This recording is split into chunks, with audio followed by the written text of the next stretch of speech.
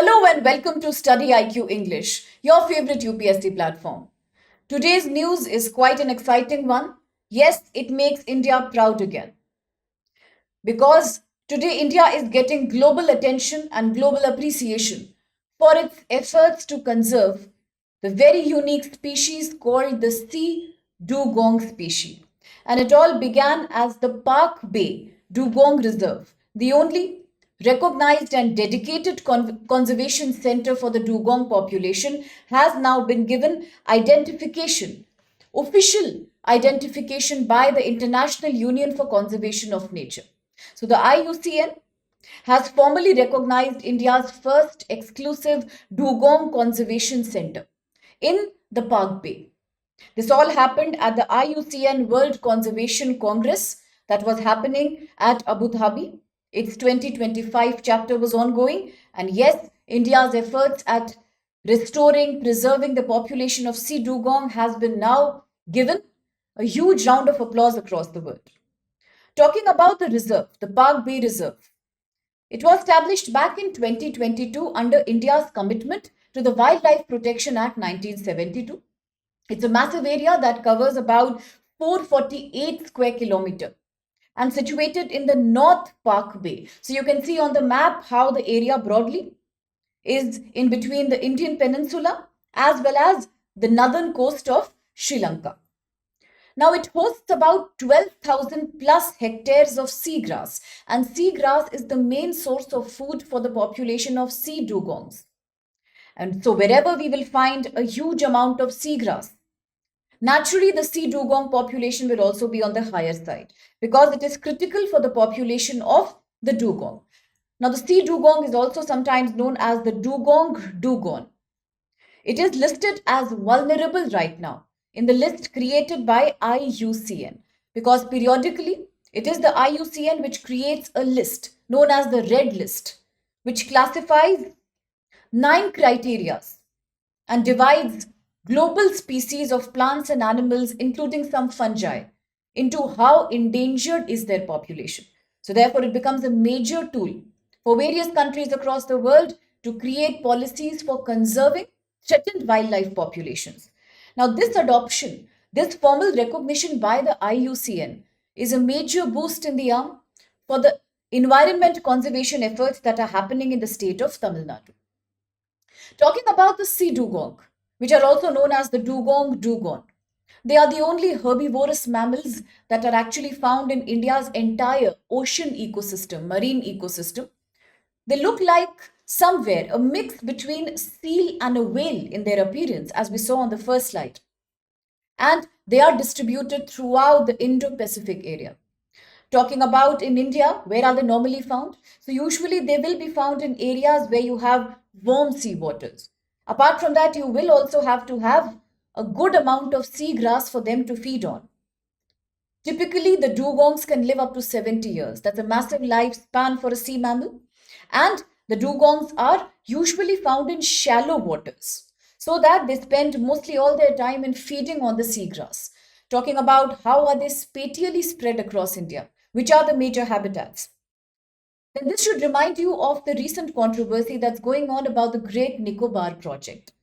Under the controversy, as the government is trying to create a very ambitious infrastructure by making a transshipment link, airport, making infrastructure to enhance India's visibility, to enhance India's presence in the Indo-Pacific. The Indian government is now investing huge amount of money in the Great Nicobar project. But the environmental critics have maintained that this project tomorrow could also threaten the existence of many unique animals. One was the olive ridley turtle, which is found abundantly in that area, and another happens to be the sea dugong. Because yes, the sea dugongs are found in the warm, shallow coastal waters of the Andaman and Nicobar. Similarly, if you talk about the Gulf of Mannar, then they are also situated in the southeast coast of Tamil Nadu, because these regions have a huge amount of seagrass meadows, which supports the growth and proliferation of the dugong. And then you talk about the Gulf of Kutch in Gujarat. So here as well, you have many fragmented seagrass areas on which the dugongs feed. So therefore, India's first marine national park known as the Marine National Park, the Gulf of Kutch, that was created long back in 1982 in Gujarat, also happens to be a key habitat of the sea dugong. Now, with all these conservation efforts and India getting such a big limelight on the global stage for protecting a vulnerable species, what role does the IUCN play exactly? And why is it relevant for the UPSC exam? So, it's important for the GS paper 3 in our syllabus. We are talking about conservation of biodiversity, protecting of vulnerable animals and plants. And here, the IUCN, the International Unit for Conservation of Nature, plays a key role because it is basically a membership union of governments across the world, of civil society organizations across the world.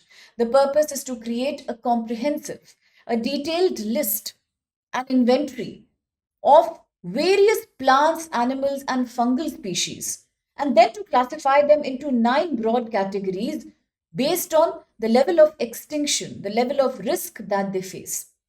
Because the criteria is a detailed one, it is adopted globally across various countries, and the countries then create their own animal and plant conservation policies based on the data of the red list of IUCN.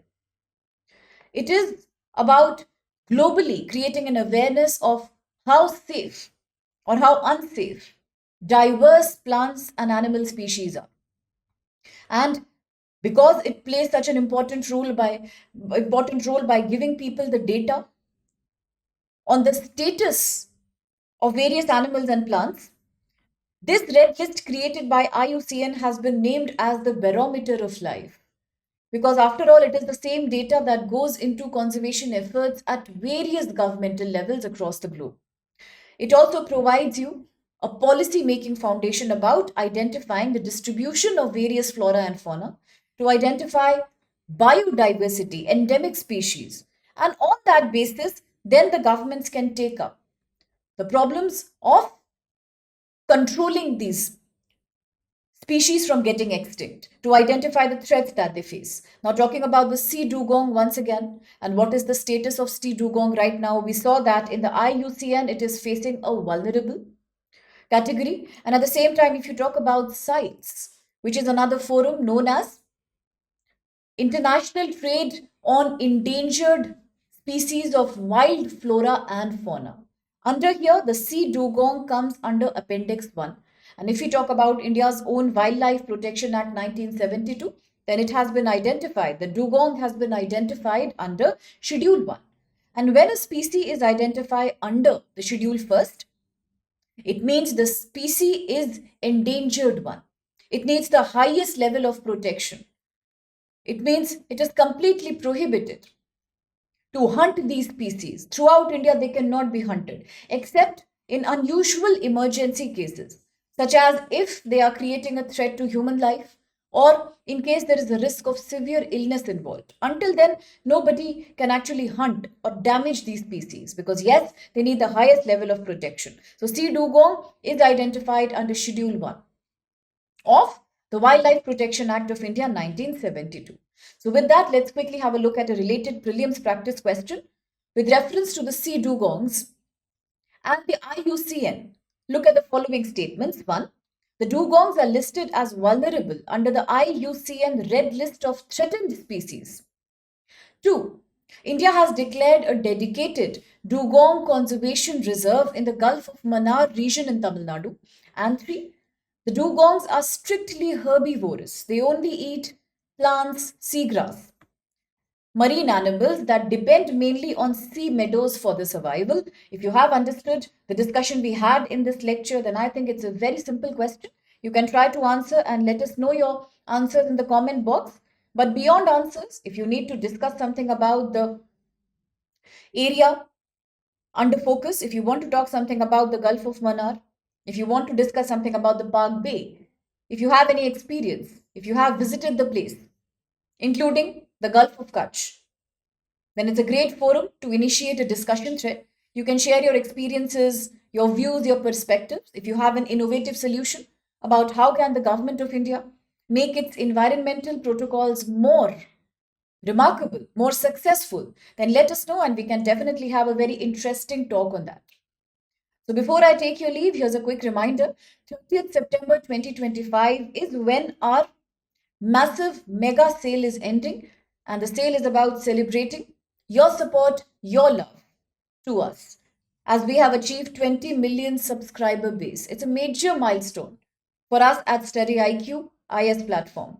So once again today we offer you a good sale which begins at a price as basic as 20,000 across various GS foundation courses. Yes, you will get them in English, in Hindi as well as bilingual.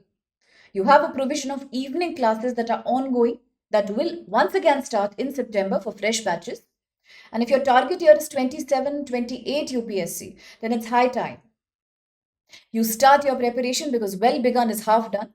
So you can use the codes live on your screen, or you can reach out to us through a form that is there in the description box of this video, and we will get back to you.